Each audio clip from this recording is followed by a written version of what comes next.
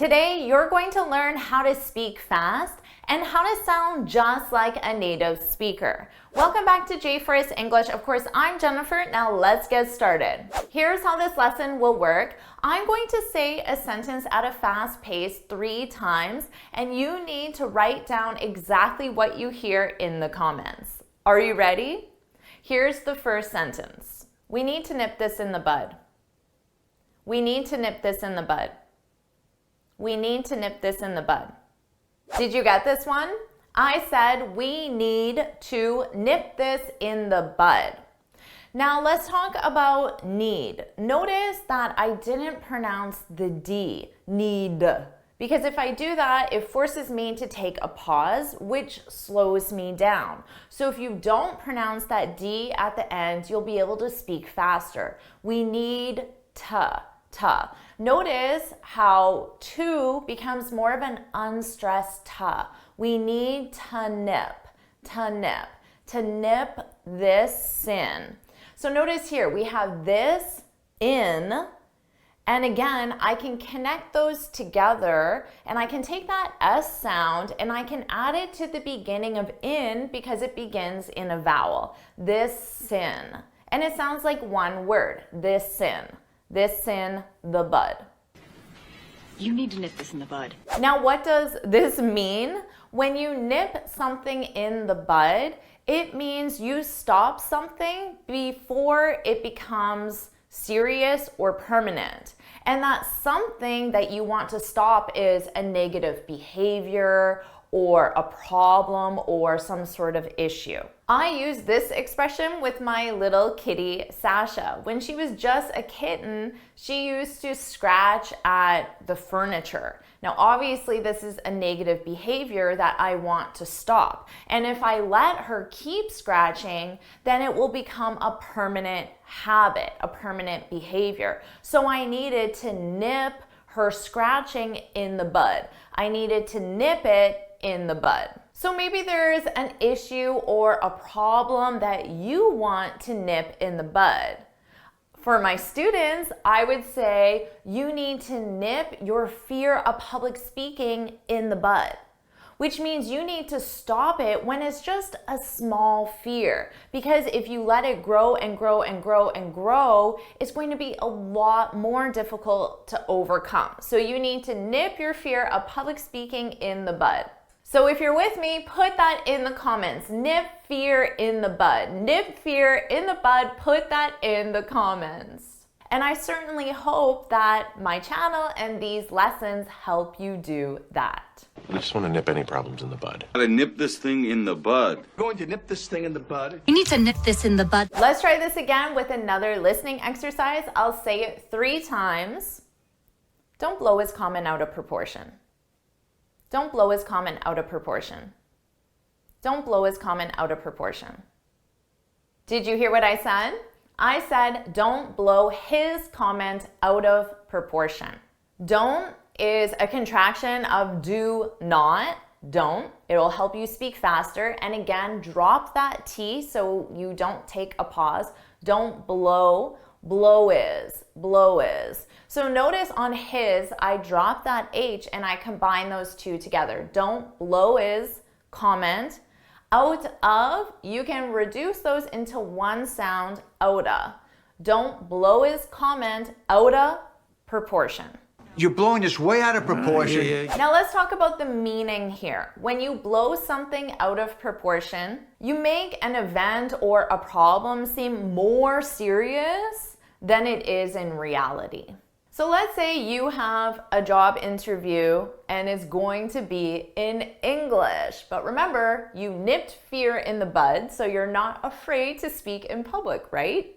But imagine that you didn't nip fear in the bud and you're stressing and you're anxious and you're nervous, but the event is going to a job interview in English. And you make it seem like this big, terrible, scary event.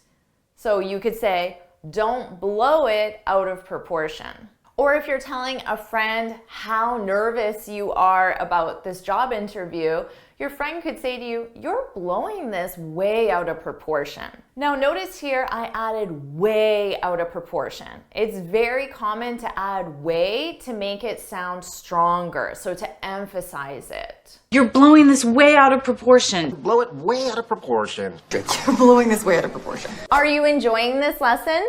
If you are, then I want to tell you about the Finally Fluent Academy. This is my premium training program where we study native English speakers from TV, the movies, YouTube, and the news so you can improve your listening skills of fast English, expand your vocabulary with natural expressions, and learn advanced grammar easily. Plus, you'll have me as your personal coach. You can look in the description for the link to learn more, or you can go to my website and click on Finally Fluent Academy. Now let's continue with our lesson. Let's try this again. I'll say it 3 times. My client really chewed me out. My client really chewed me out. My client really chewed me out. How'd you do with this one? I said, my client really chewed me out. Now let's talk about chewed. Notice this is an ed verb, a past simple verb, but the pronunciation is a soft D, chewed. Now again, we can drop that sound when we're connecting it to other words so you don't really hear it. My client really chewed me out. And notice how I take me out and I combine them together. Now I use a soft y sound to combine 2 vowels, me out, yout. So I add a y in front of out, yout. But I combine it with me, so it sounds like one word, me out, me out. So you don't hear it when you're speaking at a fast pace, but if you slowed it down, you would hear the very slight y in front of out. My client really chewed me out. Your boss just chewed me out. The expression is to chew someone out, and this is when you tell someone angrily that they've done something wrong. So this is not a positive thing. Now notice the difference between these sentences. I chewed my assistant out. The client chewed me out. So notice the difference. In the first one, I chewed my assistant out. I'm giving the angry comments. The second one, my client chewed me out. I'm receiving the angry comments. Now sometimes my students, maybe even you, sometimes my students chew me out in the comments section. They tell me angrily that I've done something wrong in the video. So please don't chew me out. Put that in the comments. I won't chew you out. I won't chew you out. Please don't chew me out. It's not very pleasant to read negative comments, so don't do it. Chew me out about something. More like chewed out. I've been chewed out before. Wanted me to chew you out. Let's try this one more time. I'll say it 3 times. We're not laying anyone off. We're not laying anyone off. We're not laying anyone off. Did you get this one? I said we're not laying anyone off. Now notice where, this is a contraction, we are, and notice how unstressed it is. We're not. Now, as a contraction, you could also say we aren't. So both of those contractions are common. I just chose to use where. We're not laying anyone off. Now notice how I can combine anyone off. Off starts with a vowel, and anyone, it ends on an N sound. So I can take that N and just add it in front of the vowel. Anyone off, anyone off. And it sounds more like one sound. To lay someone off, this is when a company stops employing someone because the company doesn't have the money or the work to employ that person anymore. So your manager or your boss could say to you, sorry, our sales are down, so we have to lay you off. Which means that they don't have the money to keep paying you, so they can't employ you anymore. talking about laying people off. I had to lay him off. I had to lay off 27 robots. To lay someone off is the active form. It's the subject doing the action, but it's also very common to use the sentence structure to get laid off or to be laid off. And this is when you are receiving the action. So this is when you lose your job because your company doesn't have the money or the work. And remember, we use get for the transition from not laid off, so employed, to laid off, so the transition from employed to unemployed. That's to get laid off. Now, to be laid off, that's simply talking about your current state. So now you are unemployed. I wasn't fired from my job, I was laid off. I got laid off. Wait, we're gonna get laid off? Now let's do an imitation exercise so you can practice these pronunciation changes and you can practice speaking fast just like a native speaker. So I'll say each sentence again 3 times, and I want you to repeat the sentence out loud and imitate my pronunciation. Here we go. We need to nip this in the bud. We need to nip this in the bud. We need to nip this in the bud. Don't blow his comment out of proportion.